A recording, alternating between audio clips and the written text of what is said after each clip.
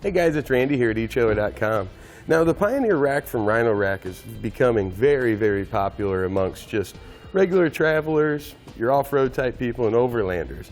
So we get a lot of questions about different accessories that fit it. The one we're looking at today is a recovery track holder. This is a flat style. It's going to mount right into the Pioneer Rack, and it allows you to secure your recovery tracks down and keep them contained.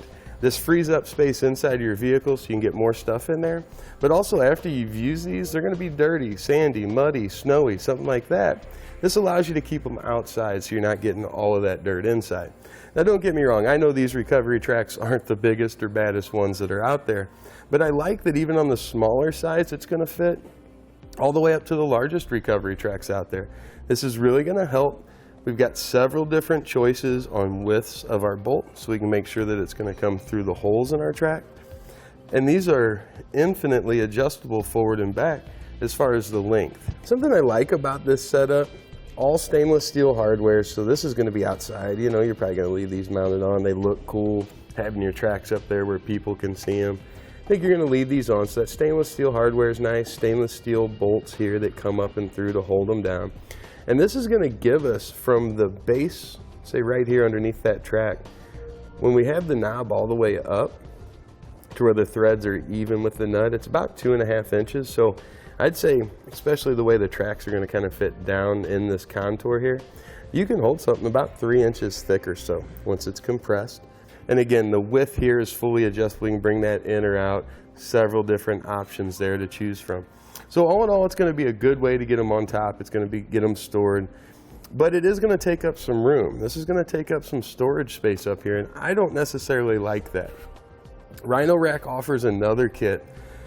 It's going to mount in our outside track here, and then that's actually going to have our tracks over here on the side. I think it looks cooler, looks a little bit more serious, but I also think by freeing up that extra space, we're not going to have to worry about these being in the way. It's going to allow us to get more cargo up top. It's going to allow us to get our fuel tanks, our jacks, things like that if we're off-roading. Get our cargo box or our cargo bag if we're taking a trip. So all in all, while this is good, it works very effectively and there's nothing at all wrong with it, I just prefer that other type. Now I just want to run through a little bit of spacing for you to help ensure it's going to work with the tracks that you've chosen. We're going to go from the center of this hole to the center of that hole. That's going to be our widest mounting point. And then in that position, we've got about 10 3/4 inch on center. We've got our narrower holes here. Those are going to be about 3 1/4. It's about 4 3/4 to the inside of our oblong holes that we used. And then it's about 6 center to center to the outside there. You could also use this hole and this hole, or this hole and this hole, in any configuration you want. So you can see, regardless of the spacing or the holes that you have, this should work out pretty well for you. Now as far as the assembly process is going to go, we're going to start with our bracket. We need the 2 spacer blocks.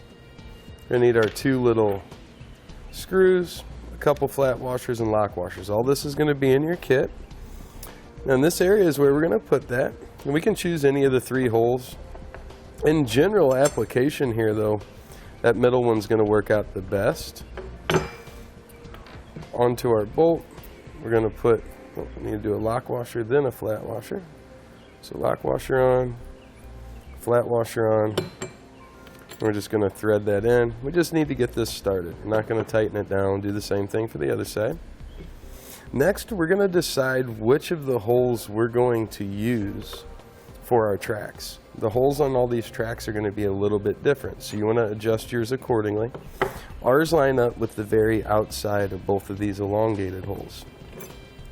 So we've got our bolt that comes up from the back. We've got a lock washer that goes down and on, and then we've got our nut. Now, since this is an oblong hole, our lock washer has to be in a very specific orientation.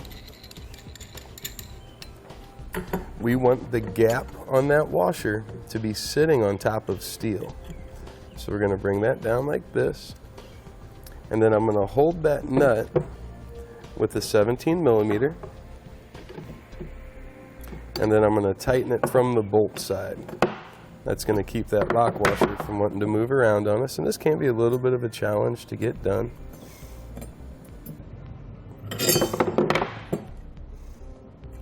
There you can see what we're looking for. Got that small slot right there. It's resting on top of the steel, so we know it's going to be in good shape. Now, as an alternative, you can, let's say you need your bolt to be right there in the center. That's not very good for a lock washer because it's not going to work properly. So you can pick up a stainless steel washer, drop that down and on, and then that's going to give that lock washer something to bite into. Now that washer is not provided, so you'll have to pick up your own, but it can make it just a little bit more adaptable. That's what it looks like assembled. We're ready to head to the roof with it. And we've already got our other bracket installed up there, so we'll bring this one up and show you how it goes. Now, depending on the configuration of how you've got your platform all set up, we can use these to drop down in this way, just like that. Slide them into the track, and that's going to have our tracks running front and back. But we also have the option of running them in this way. That way we could set our tracks side to side. That's kind of going to be up to you and your situation and how you like them the most. For our demo, we're just going to go this way with it. Bring it up. And now this one we've got set into place. That's where we want the front to be. The back we can adjust in or out just depending on your tracks to ensure that our bolts are going to line up. All right, so we're going to align that on our front side. Bring our back side into where we want it. That looks good there. Now we'll just take the provided tool and we'll tighten down our bolts here on each side. Now there is a torque meter in the tool. Basically we're going to tighten this down until we bend this tab. You can see it's got a little hook in it. We're going to tighten that down until we straighten that out. Don't need any more torque than that. It's not holding a great deal of weight on, of course. All right, that looks good there. Same thing on the front. Then it's just a matter of getting our large knobs ran down and on to hold our tracks in place. You can see once we've got our knobs tightened down, our tracks are held in spot really well, and we won't have any issues with those moving around. Now the big question is, would I buy this? Of course, you'd have to have a Pioneer rack first. That's first and foremost. But I gotta be honest, I wouldn't go with this setup. I don't like taking up this kind of rack space on top. The one we mentioned earlier that comes off the side kind of keeps them on an angle over here. I think it's more accessible. We're not climbing up on top trying to get them down. So for my money, I'd go with the other kit, but that's completely up to you.